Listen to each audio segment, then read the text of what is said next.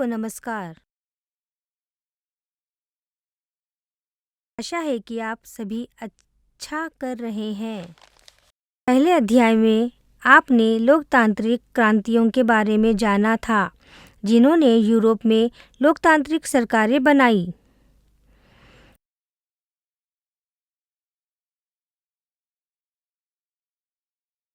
सारे संसार में अभी भी लोग अपने सपने की दिशा में कार्यरत है कि एक ऐसी सरकार बने जो अपने नागरिकों की ज़रूरतों और इच्छाओं को पूरा करती है।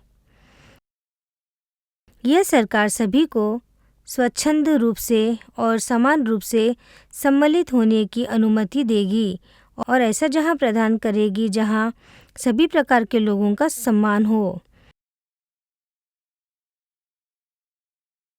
आइए बात करते हैं उन दो देशों की जो हाल ही में लोकतंत्र के लिए लड़ाई कर रहे हैं।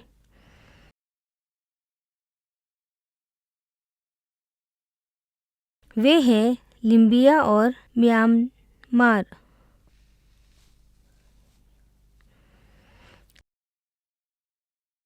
सीखने के परिणाम। लिबिया के बारे में। लिबिया में परिवर्तन। म्यांमार के बारे में। म्यांमार में परिवर्तन। विशेषताएं, लोकतंत्र और तानाशाही।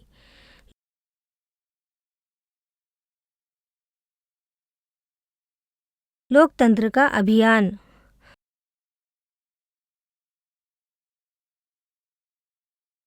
सांकेतिक शब्द। पहला, जनजातीयवाद, किसी जनजातीय या कबीले में संगठित होने की अवस्था या तथ्य।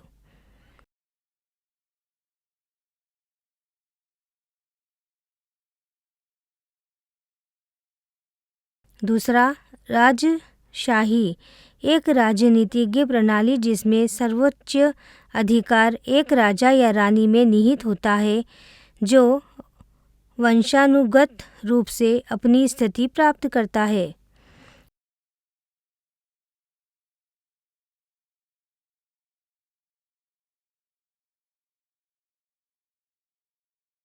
तीसरा, भ्रष्टाचार, अवैध, बुरा या बेईमान व्यवहार, विशेषकर सत्ताधारियों द्वारा।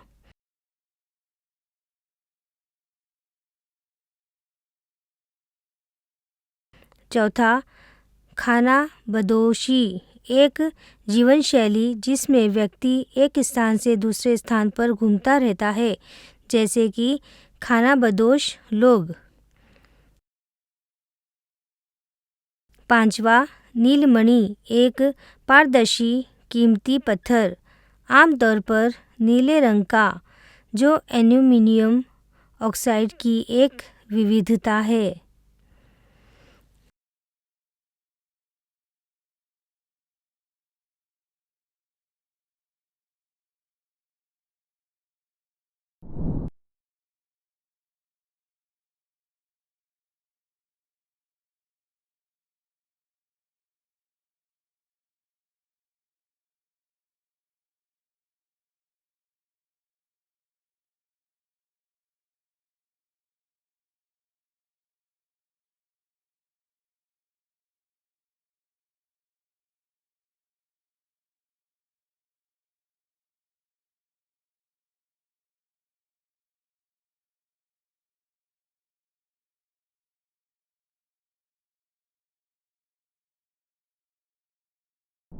लीबिया के बारे में। लीबिया उत्तरी अफ्रीका में एक देश है जिस पर पहले इटली ने शासन किया।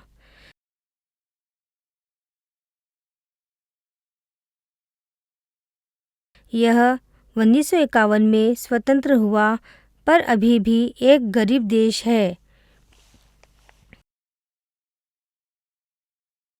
राजा इदरिस अमीर और प्रभावशाली परिवारों की सहायता से नेता बने।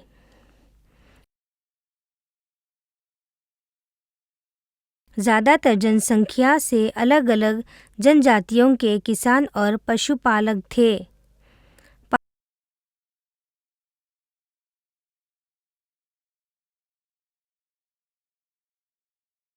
पारंपरिक आदिवासी प्रमुखों ने इन जनजातियों पर शासन किया। 1959 में लीबिया को बहुत सारा पेट्रोलियम की प्राप्ति हुई और वह बहुत धनवान हो गया। राजा और कुछ शक्तिशाली परिवारों को सर्वाधिक नया धन मिला। उत्तरी अफ्रीकी युवाओं का लक्ष्य औपनिवेशिक शासन से मुक्त नागरिकों के लिए अच्छे जीवन वाला एक नए देश का गठन करना है।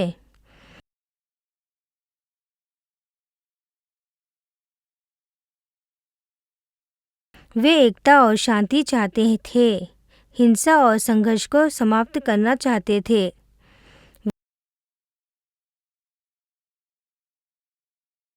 वे तेल से मिले धन को सही ढंग से साझा करना भी चाहते थे। लीबिया में बहुत से लोगों को ये विचार पसंद भी आए। 1969 में गद्दाफी और 70 अधिकारियों ने लीबिया पर कब्जा कर लिया और राजशाही को समाप्त कर दिया।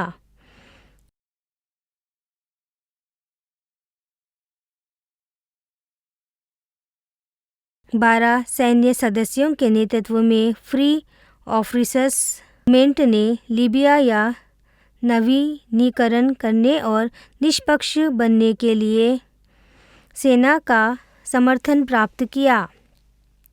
आदिवासी प्रमुखों ने लीबिया पर शासन किया। लोग अपनी जनजाति की देखभाल करते थे और ज़्यादातर निर्धन और अशिक्षित थे।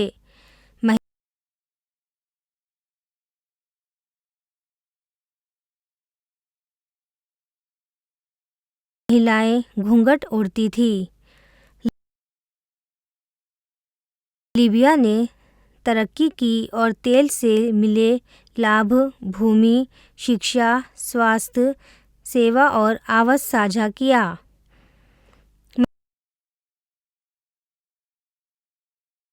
महिलाओं को अधिकार मिले और लोगों की देखभाल के लिए लीबिया अफ्रीका का सबसे बेहतर देश बन गया। लीबिया में लोग अब 77 वर्ष की औसत आयु तक जीवित रहते हैं। ज़्यादातर लोग पढ़ सकते हैं, लेकिन जनजातीयवाद, खाना बदोशवाद, अशिक्षा और महिलाओं पर प्रतिबंधों के कारण लोकतंत्र मुश्किल था।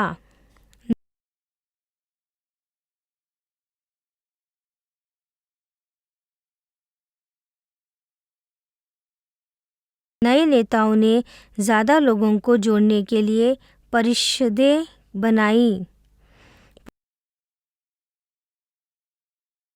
पुरानी सरकार लोकतंत्र को पसंद नहीं करती थी। लोग अपने विचार व्यक्त नहीं करते थे। जैसे जैसे शहरों का विकास हुआ, आदिवासियों के तौर तरीके विलुप्त होते गए। सरकार नियंत्रित नौकरियां। अरब स्प्रिंग बदलाव लाया। लोगों ने अधिकारों की लड़ाई लड़ी। लीबिया में बदलाव। बेगाजी में बुनियादी सेवाओं और नौकरियों का अभाव था, जिससे परिवारों ने संघर्ष किया।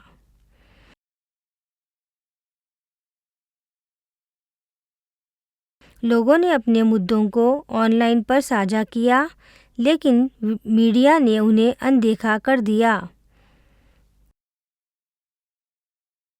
आवास में विलंब और भ्रष्टाचार के कारण से बायदा लीबिया का एक शहर में विरोध प्रदर्शन शुरू हो गए।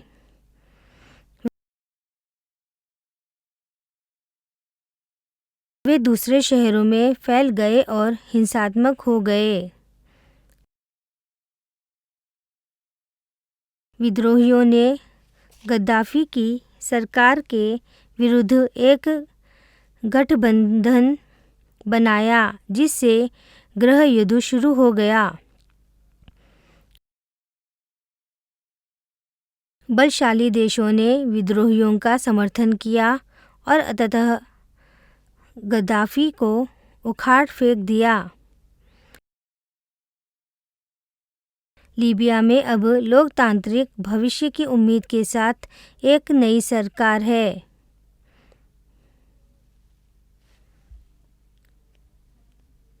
म्यांमार के बारे में। म्यांमार एक ऐसा देश है जो भारत की सीमा पर है और इस पर कभी ब्रिटेन ने शासन किया था। यह सौगौन की लकड़ी, चावल, टीन, माणिक और नीलमणि का निर्यात करता था।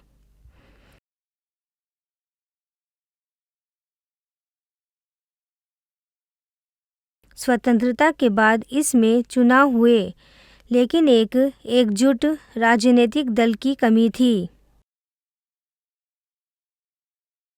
म्यांमार में भारत के जैसे कई छोटे राज्य और जातीय भाषाई क्षेत्र है।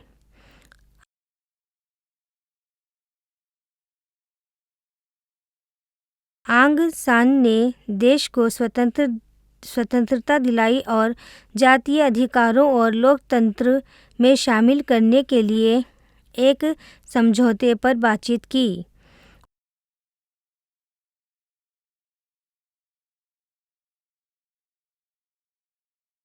उनकी हत्या के बाद सेना ने सत्ता संभाली, जिससे जातीय समूहों ने अपने अधिकारों की मांग की।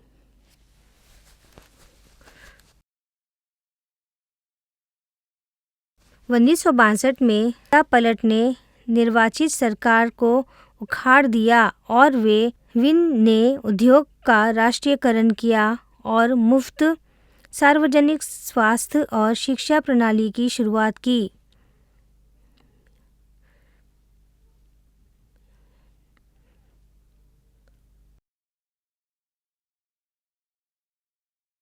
म्यांमार बर्मा में परिवर्तन। 2000 के बाद से म्यांमार में लोकतंत्र स्थापित करने और देश का नाम बदलकर लोकतंत्र गणराज्य करने के लिए जनमत संग्रह, सार्वजनिक वोट जैसे परिवर्तन हुए हैं।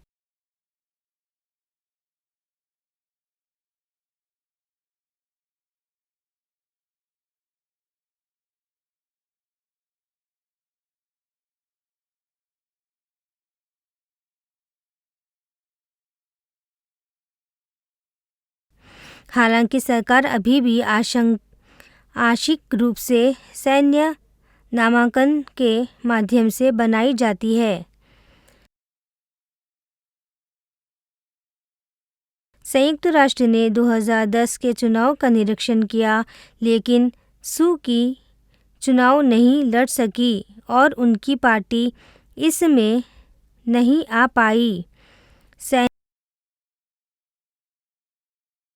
सैन्य समर्थित यूनियन सॉलिडेरिटी एवं डेवलपमेंट पार्टी ने ज़्यादातर सीटों को जीत ली। चुनावी धोखाधड़ी के आरोप लगाए गए। सैन्य जुंटा की जगह राष्ट्रपति थिन सेन ने ले ली।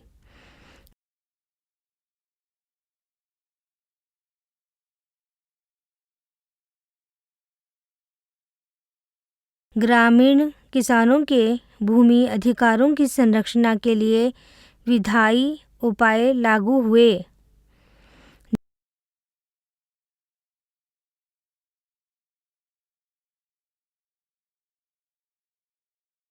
जनरलों ने समाजवादी होने का दिखावा किया, लेकिन धनवान बन गए।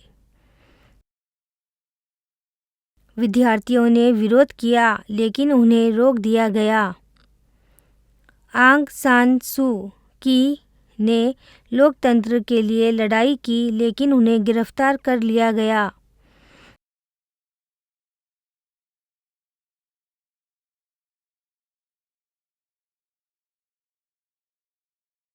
अन्य देशों ने व्यापार को बंद कर दिया जिससे अर्थव्यवस्था को नुकसान पहुंचा। लोग लोकतंत्र अभिलाषित है। लोकतंत्र और तानाशाही की कुछ विशेषताएं।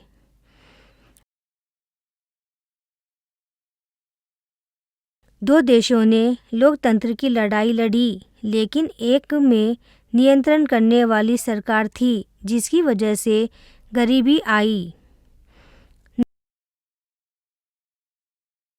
नागरिकों को निष्पक्ष चुनाव बोलने की स्वतंत्रता और पार्टियां चाहिए थी।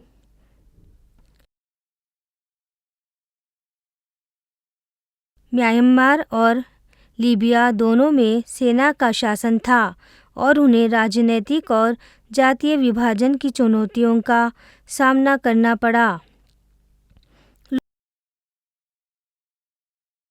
लोकतंत्र के लिए आंदोलन।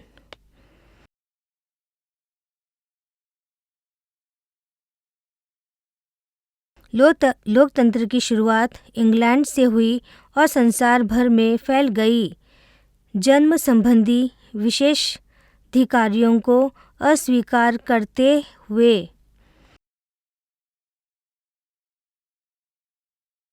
औद्योगिकरण और उपनिवेशवाद ने सहायता की।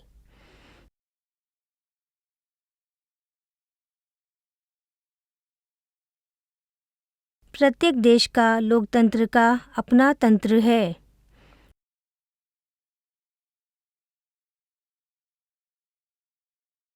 लोग लोकतंत्र के लिए लड़ते हैं।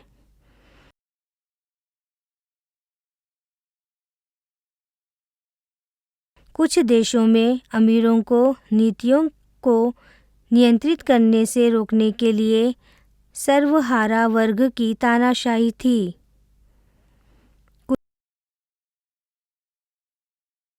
कुछ 1991 में लोकतांत्रिक हो गए लेकिन कुछ अभी भी लड़ाई और सैन्य शासन से संघर्ष कर रहे हैं।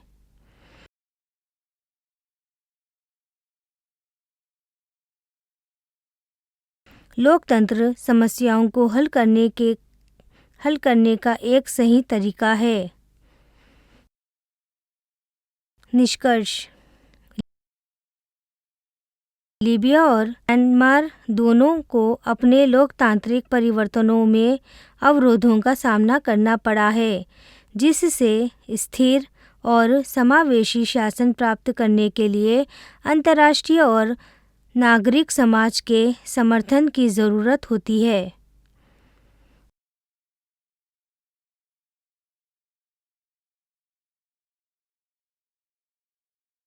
लीबिया की राजनीतिक मिलिशिया के कारण दुर्बल और जबकि म्यांमार का लोकतंत्र तख्ता पलट से रोक गया था।